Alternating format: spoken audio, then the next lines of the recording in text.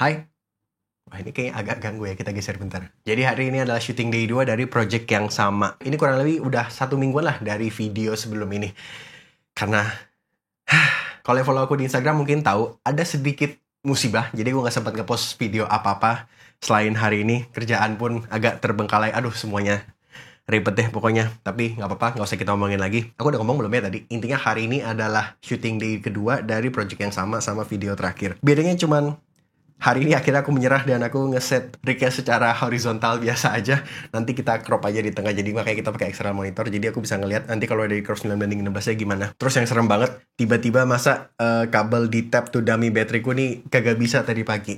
Terus ini nggak di sponsor, tapi Small Rig to the rescue. Jadi aku buru-buru ngechat Small Rig, bisa nggak kalau aku pesan langsung dikirim, dan bisa dong langsung dikirim. Nggak nyampe 2 jam udah nyampe.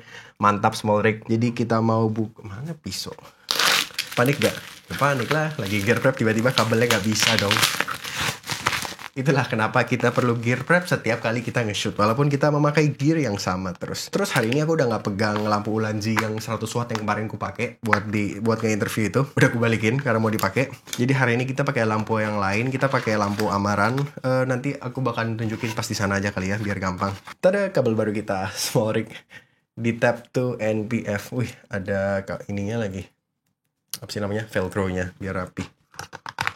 Nah, moment of truth nih, bisa atau enggak. Dan nyala, berarti fix. Dummy bateryku yang ini yang rusak. Ada aja namanya, udah dummy masih bisa aja rusak. Jadi udah dummy rusak lagi. Untung hari ini syutingnya sore kan, jadi sempat ngambil yang baru dulu. Oke, semua aman. Rignya kurang lebih kayak rig standarku yang biasa lah. Lensa, kamera, ada baterai, ada external monitor. Jadi cukup compact. Nanti paling ada mic wireless atau shotgun tergantung kebutuhan. Jadi sampai ketemu di sana. Sebelum kita ketemu di sana, ada yang ketinggalan. Padahal ini topik utama video kali ini ya. Jadi aku baru aja ngambil ND filter untuk DJI Action 5 ini. Tujuannya tuh biar kita bisa mendapatkan footage yang lebih cinematic dari Action 5 Pro ini. Kayak sebel banget sih tiap dengar orang bilang cinematic sekarang. Jadi yang pengen ku cari tahu adalah, apakah upgrade footage yang kita dapet ini bakal sepadan nih sama kerembongan yang kita alami karena kita perlu gonta-ganti ND filter ini. Ya, mari kita coba.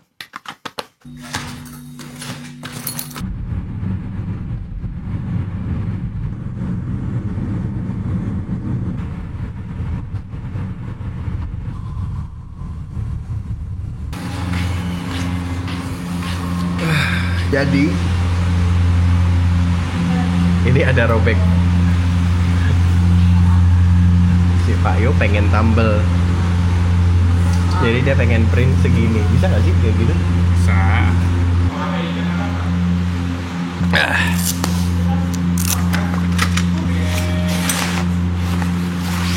Kalau misal di ujung sini gua taruh lantern, mengganggu foto gak ya? Kemarin soalnya kan habis kita tembak ke atas ternyata masih gelap ya muka-muka orangnya.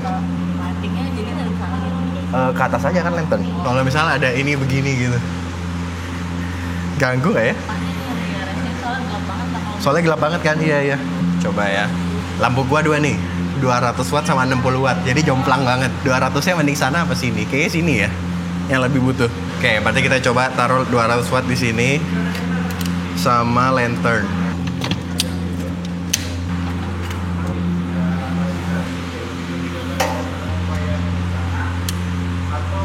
Wih. Nah, begini nih. Mengganggu gak ya kalau dari jauh? Lo harus tahu tadi gua pagi-pagi udah tegang sendiri. Kenapa? Kamera gua nggak mau nyala. Ternyata kabelnya rusak.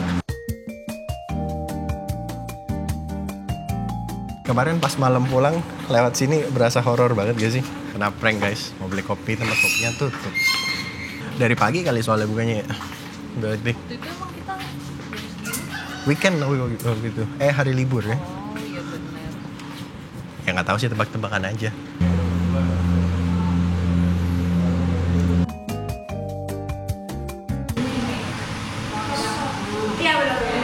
Jadi karena kemarin footage-nya kurang, kita lanjutin hari ini ya. Sekarang kita lagi ada di ND64.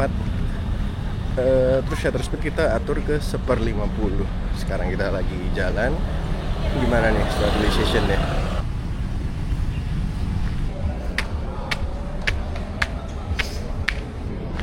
Tapi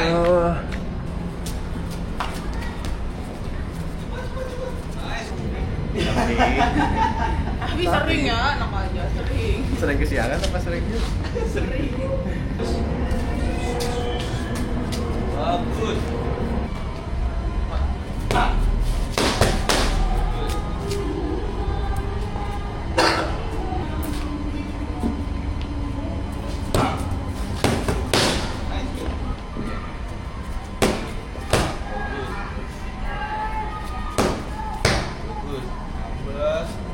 Side step ke arah sana, serong ke belakang.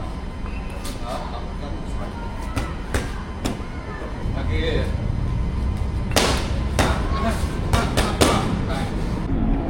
Jadi gimana latihan kita hari ini? Mantap. Mantap ya.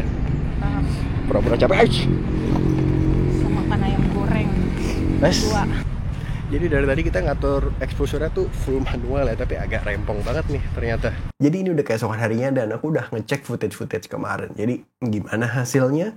Mungkin kita mulai dari ngomongin ND filternya dulu ya. Cara pakai ND filternya sendiri sebenarnya tuh nggak susah. Action 5, ini ada karetnya di lensanya, kita tinggal lepas. Ambil ND filter sesuai yang kita butuh. Terus pasangnya tinggal ditaruh gini doang. Hap, selesai. Kalau udah tinggal dilepas. Taruh lagi. Cukup simpel, pemasangannya gampang banget. Yang gue beli ini ada 4 ND filter, ND8, 16, 32, dan 64. Jadi 3, 4, 5, dan 6 stop ya. Selama beberapa hari ku pakai, ND64 udah sangat-sangat cukup. Mungkin karena sensornya nggak gede juga ya. Nah, apakah menggunakan ND filter di action cam itu worth it atau enggak? Ternyata tidak semudah itu ngejawabnya.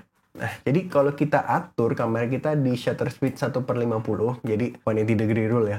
Ketika kita bawa jalan gitu, stabilization di kamera ini, di Rocksteady Plus, dan horizon balancing, yang manapun, itu kan sebenarnya agak mengandalkan secara digital gitu ya. Jadi dia mengandalkan shutter speed yang cepat sebenarnya. Jadi gambarnya dia perlu tajam semua, jadi dia bisa stabilin dengan lebih baik gitu. Tapi karena kita pakai di 1/50, itu banyak motion blur secara natural, dia agak susah tuh ngestabilinnya, jadi kadang-kadang agak, ya kita harus smooth lah. Memang kita nggak boleh terlalu gimana-gimana. Jadi kalau kameranya lagi nggak aku pakein apa-apa, jadi aku pegang begini doang gitu. Nah ini shaky banget. Kalau misal aku pakai tripod gini, ini sangat ngebantu banget. Karena ini bakal bikin kamera kita lebih berat dan kita megangnya juga lebih enak kan. Otomatis kita akan lebih stabil. Dan aku notice juga waktu kita pakai shutter speed 1/50 dan kita arahin kamera ini tuh lurus. Jadi nggak agak dongak atau agak high angle gini. Jadi benar-benar lurus sama kita gini.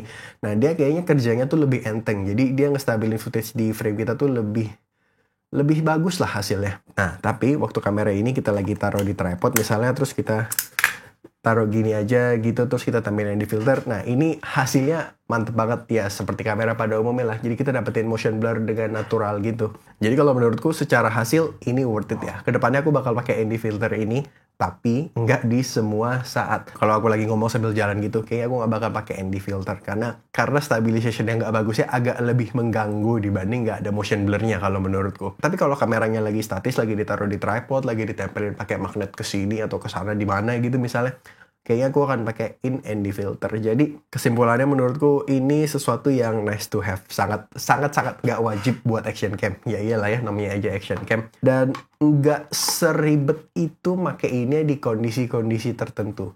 Jadi kalau kita lagi buru-buru mau pindah sana, pindah sini, kayak mungkin itu bukan momen yang tepat untuk pakai ini karena itu agak menghilangkan esensi kesimpulan dari action cam juga ya. Jadi tergantung lagi dipakai untuk nge-shoot seperti apa, baru aku bakal pakai ND filter ini.